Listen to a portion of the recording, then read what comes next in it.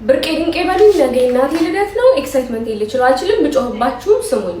አስባችሁታል ማለት ነው። ያቺ ሴት ለዘመናት ነቢያት ሲጠብቋት የነበረው ጻድቃን እያለቀሱ በእንባ ሱባኤ ይዘው እባክህ ሕዝብህን አድን ርስትህን ባርክ ውረድልን እያሉ ሲለምኑት የነበረውን አምላክ የወለደች ያቺ ሴት ልደቷ ነገ ነው። ልደቷ ማለት ነው።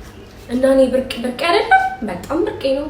ኮልሚ ብርቄ ሌላ ማለት ነው። አስቡት ሙሴ እባክህ ፊትህን አሳየኝ ብሎ ሲለምነው ኖ ፊቴን ብታይ አትችልም እስቲ ጀርባዬን እይ ብሎት ሙሴውም እሱንም ለማየት ተራራ ላይ ወጥቶ ያደረገው ያን ድንቅ አምላክ ማለት ነው። ያን ግዙፍ በቃ ሰማይና ምድር የማይችሉት አምላክ በማህፀኗ የያዘች ሴት ልደት ነው።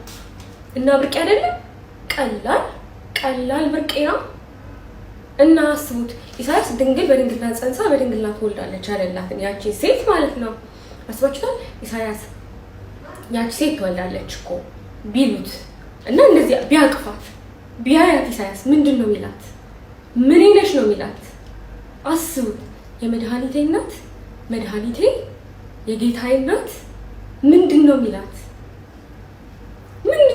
ብሉይ ማለት ነው። እንደዚህ እሪ ብለው ሲጠብቋት የነበረችዋ ሴት ተወልዳ በአዲስ ኪዳን ደግሞ ያለሁት እኔ በእኔ ዘመን ያችን ሴት ልደቷ ላይ ባርቅብኝ ነው።